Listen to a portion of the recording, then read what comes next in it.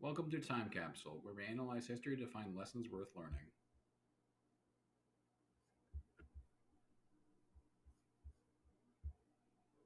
Today we're going to talk about how millennials compare to the baby boomers, the prior generation.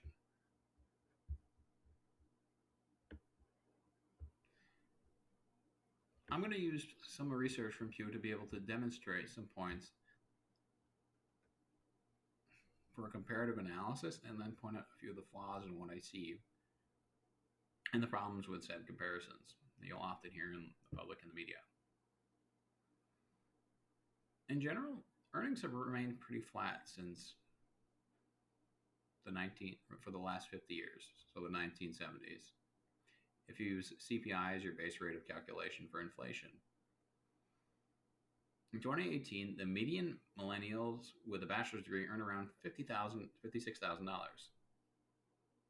That's pretty similar to those in the silent generation. So that's the one before the before the boomers. Millennial workers with some or no college earned around $36,000 versus boomers who earned around $38,000.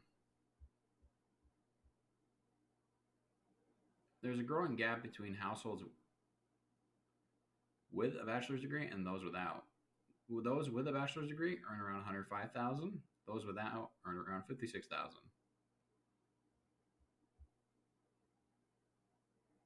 Let's take a simple comparison of wealth. Millennials from age 25 to 36 in 2016 had around 12,500. Boomers had around 20,700, and Gen X had around 15,100.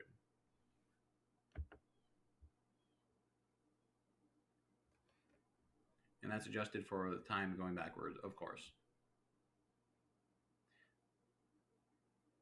And in terms of employment, the baby boomers were a turning point in history where women entered into the workforce. So for individuals 22 to 37, Pew Research showed statistics below. For women, boomers 66% in 1985 were employed. For Gen X, it was 2002, 71%, and millennials, it was 72%.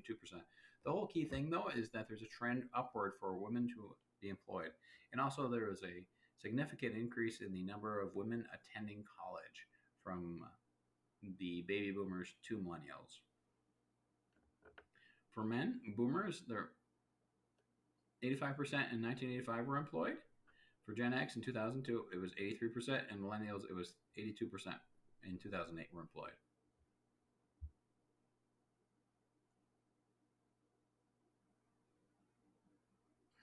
Yes. And the other thing, too, to note is that the cost of education increased significantly. According to the College Board, the average annual tuition and fees for a public year college in 1970 to 71 was $358 after adjusting for inflation, while in 21-22 it was $10,560. And currently, millennial women are 4 times as likely as members of the silent generation to participate in college. Now, what about housing and household formation? As a general observation, millennials are more likely to live at home than previous generations. In 2018, 15% of millennials were living at home versus 8% for boomers or Gen Xers in a comparable time period. Under 46% of millennials in 2018, ages 25 to 37, are married. This has dropped consistently since the boomers at 67% versus Gen Xers at 57%. So the trend is going down for that as well. And the other thing, too, that's happening is millennial women are waiting longer to have children.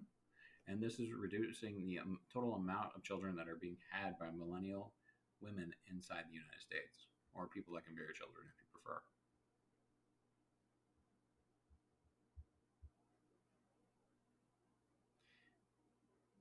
In 2019, millennials were projected to be 73 million people, overtaking baby boomers.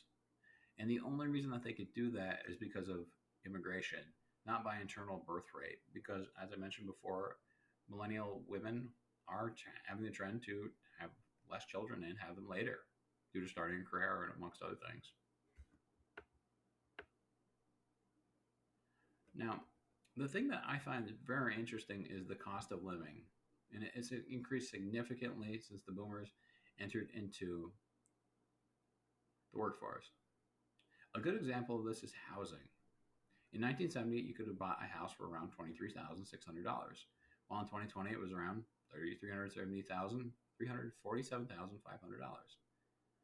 That's an annual rate of inflation of 5.5%.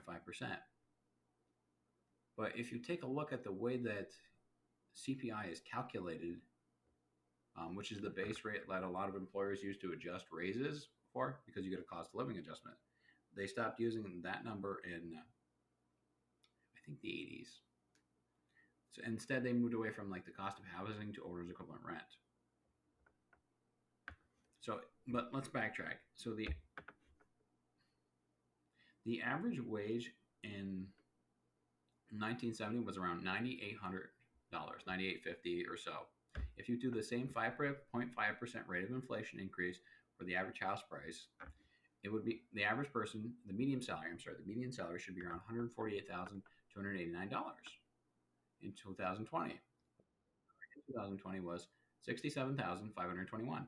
That's a shortfall of $80,000. Now, to be fair, CPI is not entirely represented by the point of housing, but this is just to be able to demonstrate the significant impact of underreporting or changing the way that that is measured and how it's affecting raises and such. And honestly, it seems like a state of delusion. Now, what about job security? Baby boomers tend to have more job security than millennials when they enter the workforce. They were more likely to stay at a company long term and work for just one company. I think there's multiple reasons for that.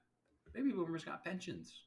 Their employer would offer them the golden handcuffs, so to speak, where if you work for them for 30 to 40 years and you work to 55, 65, or what have you, they'd be able to give you a certain amount of payout. Companies have made the shift starting in mass in 2008 and 2009 to move to a deferred compensation or a defined contribution or a direct contribution or a 401k plan as your sole means of retirement rather than it being a supplement.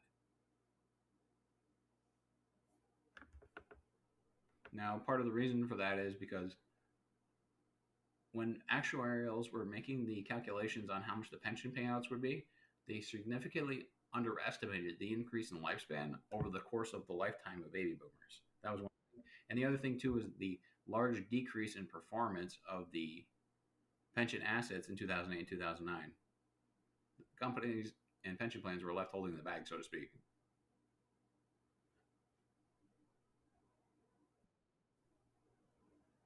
Now, the thing that I find most interesting, too, is that according to Pew Research, the amount of household wealth is about the same across the generations, give or take $8,000. In the grand scheme of things, $8,000 is not going to break anyone's bank. But the thing is, millennials and Gen Xers have to save for their retirement. That means that each of those two generations is significantly under saving for retirement.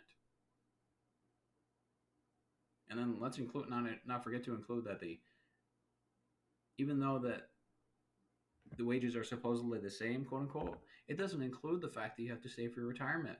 So like a good general rule of thumb that many financial planners will use is to save at least 15% or invest 15% of your money into something.